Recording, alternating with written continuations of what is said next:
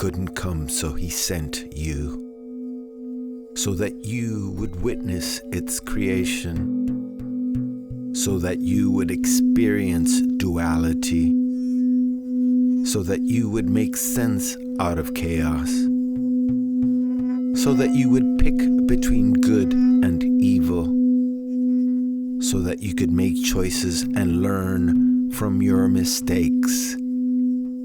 For that, God gave you free will, so that you could maneuver the obstacle course and experience the consequence of your choices. Free will gives you the freedom to go one way or another out of the appearance of many options. Free will gives us the freedom to scope through these options and make choices from a menu of universal values within a rule set. In this rule set, the universal values are bound right from the onset, constant to all corners of the universe.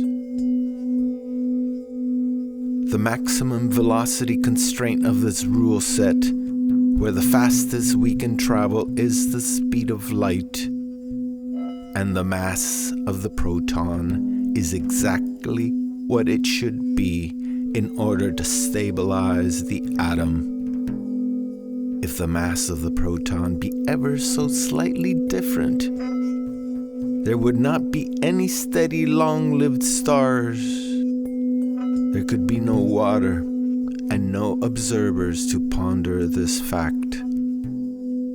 These universal parameters impose a rule set that constitutes the restrictive freedoms we observe. You could say that the degrees of freedom in this rule set include all the fine-tuned parameters necessary for the emergence of life, and later the emergence of conscious life looking back on itself. The idea that life emerged in the only universe where the conditions for life are just right implies that nothing was left to chance. This points in the direction of a creator, of a programmer, the work of a mind, the mind of God. On the other hand, if the emergence of life was left to chance alone, we would have won the lottery multiple times and exist in the only universe among infinite number of universes with this rule set.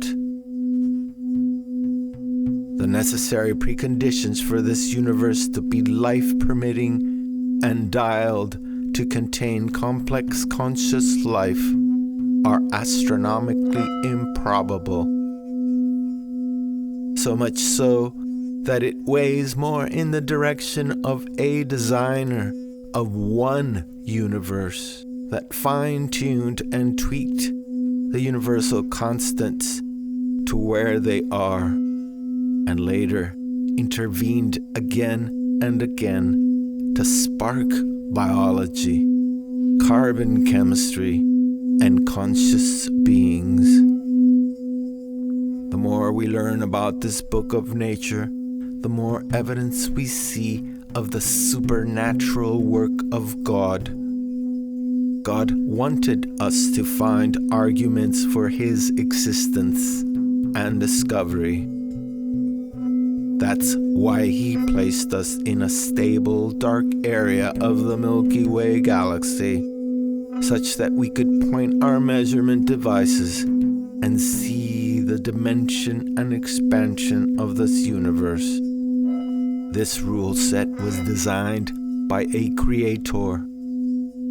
The book of nature indicates that we are not an infinitesimal, indifferent point in the vast cosmos, but rather the consequence of a created design.